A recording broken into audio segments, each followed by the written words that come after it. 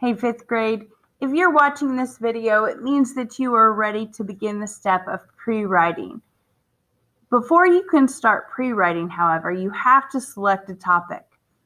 If you'll remember the last few days of class in writing workshop, whether that was distance learning or whether we were actually here in person, we began creating a list of territories using questions to prompt us to come up with a list of memoir-worthy experiences. Some of you created those on page 7 and 8 of your ELA reference folder. Some of you created those on a doc that was attached to the assignment in Google Classroom.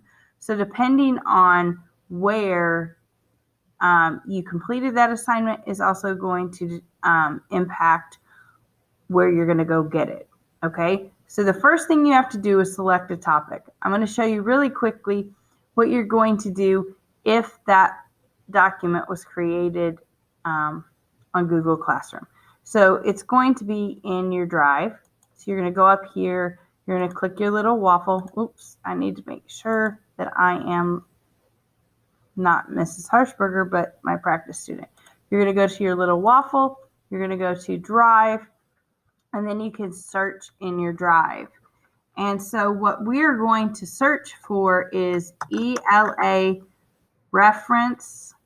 And you can see that all I did was type ELA, and then it gave me some options for things that were in my Drive.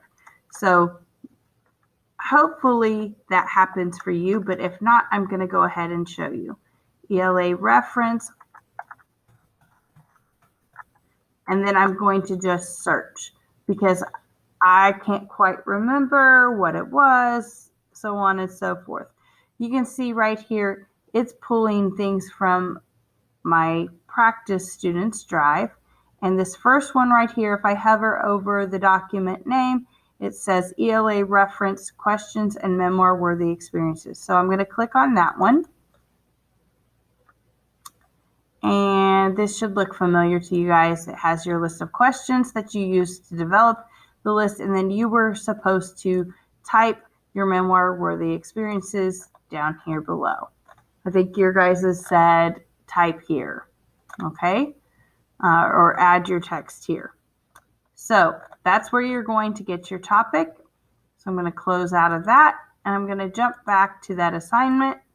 Okay, so you're either going there or you're actually opening up your ELA reference folder. You're deciding what you want to write about first, okay? So once you do that, then you're going to notice that over here I have 3 docs that have the 1. Those are the docs that you're going to go into to pre-write. You don't have to pre-write 3 different ways, but I'm asking you to take a look at each one and decide which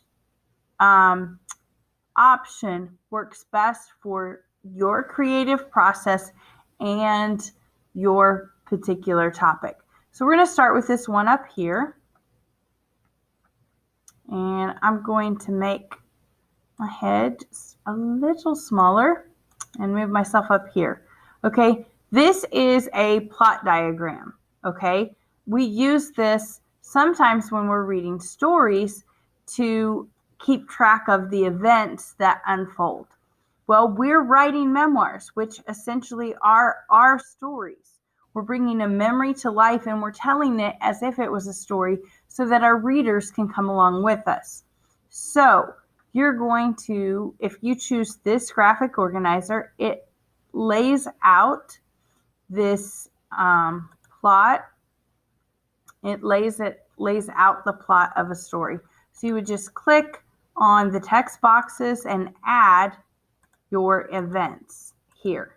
So the things that happen in your story, you're going to click on these and add them. Your climax is the most intense moment of your story.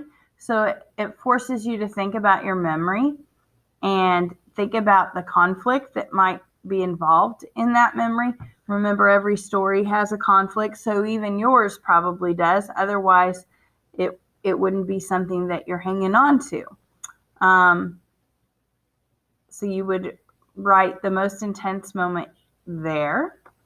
And then you would also add the events that take place as you go about solving that conflict. You'll also see there's a conflict down here, okay? During the climax, that is the most intense moment for the main character, but it's also when the problem starts to be resolved or addressed.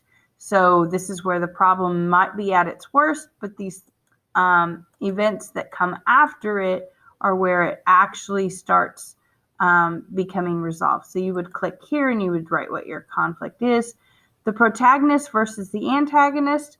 The antagonist, if you'll remember, is the force working against the main character. The main character is you, so I've already filled that in.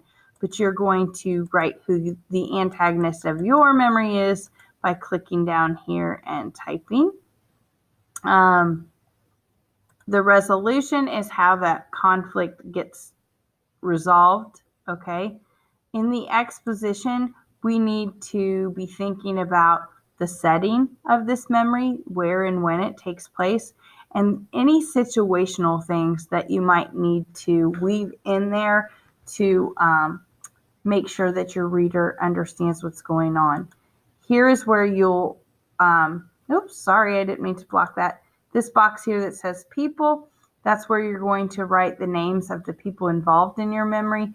And you may or may not know your so what or your theme yet. Remember, the theme is the message that readers can take away from your piece.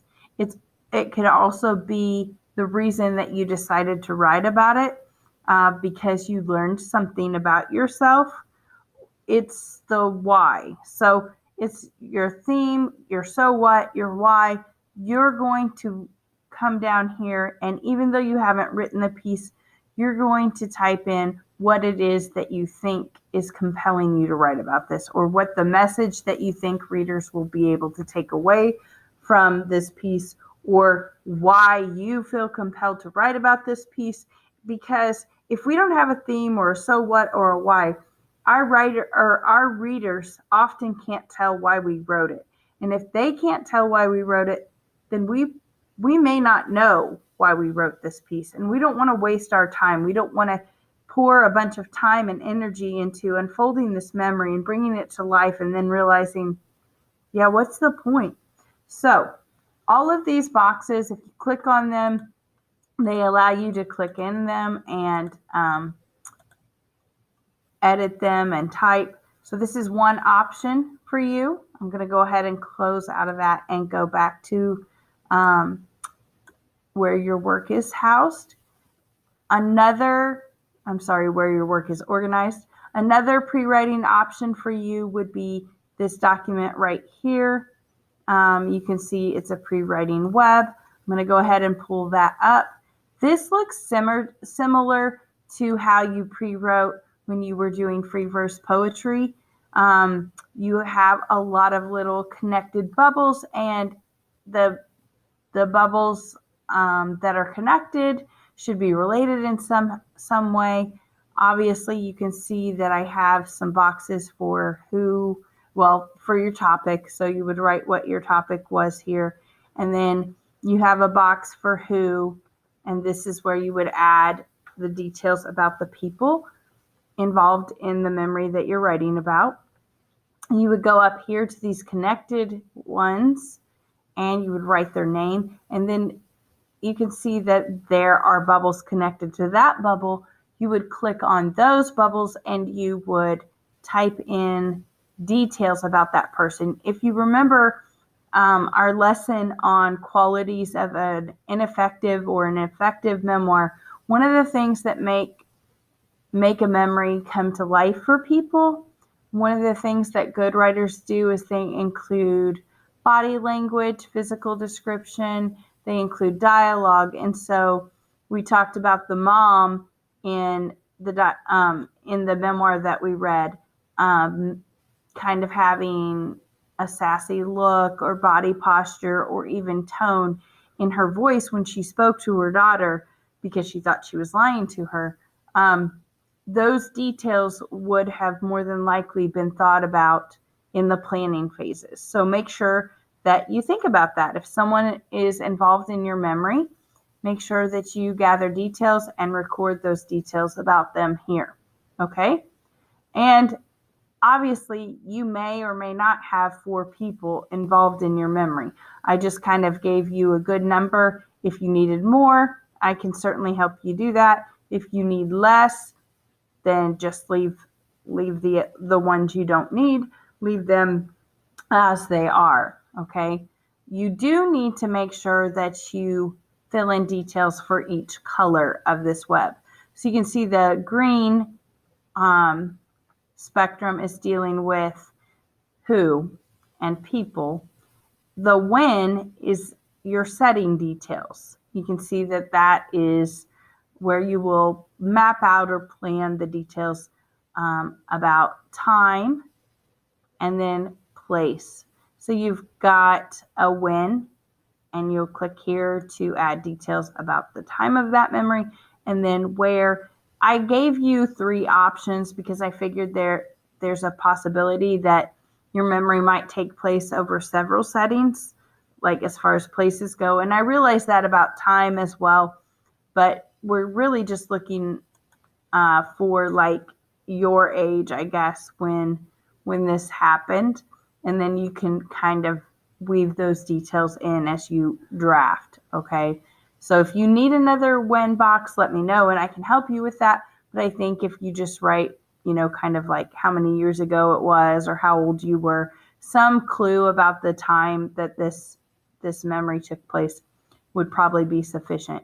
And then again, this is where you're going to put details about where this memory takes place. So if you think about the one we read in class, it actually started at school, but it also took place at home.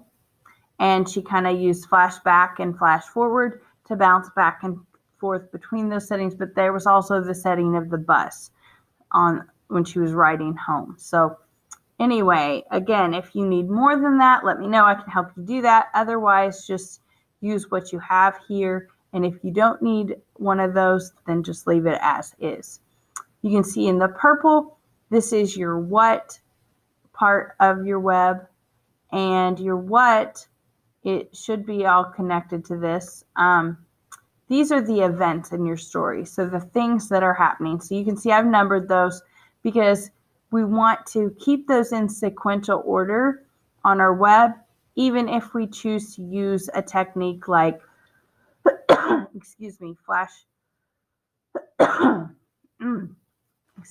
flashback or flash forward.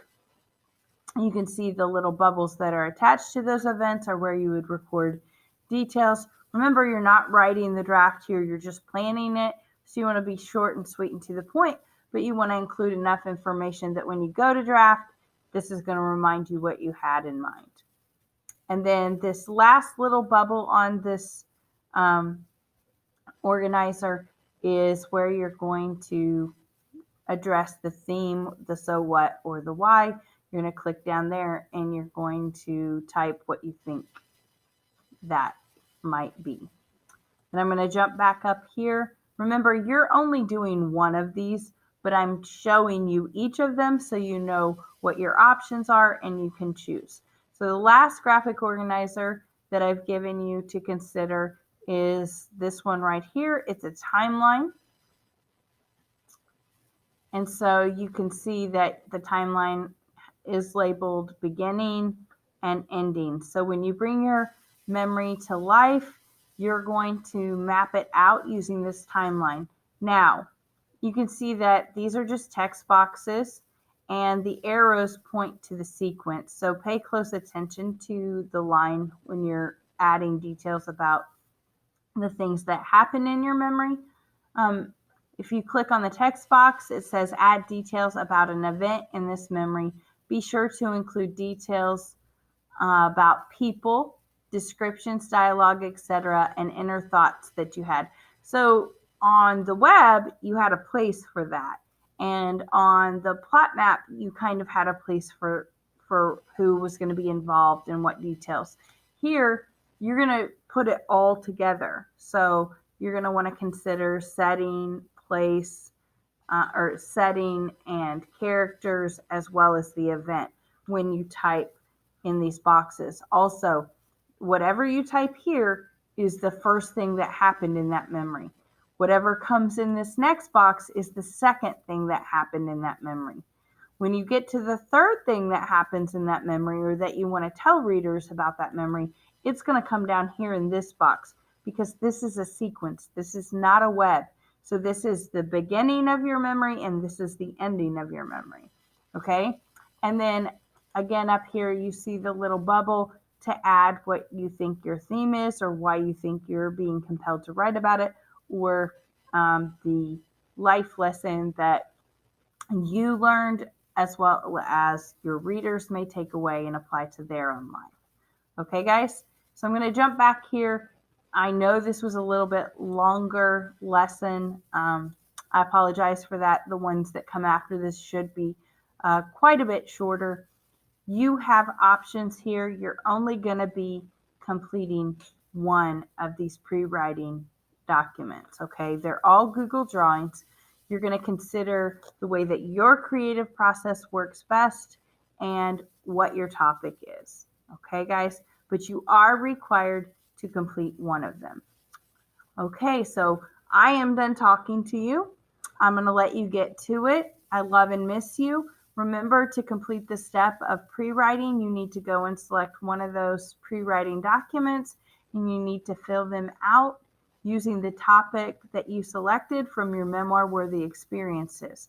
Remember not to turn it in, because you still have a lot of work to do before you're finished with your memoir. All right, I'll see you soon.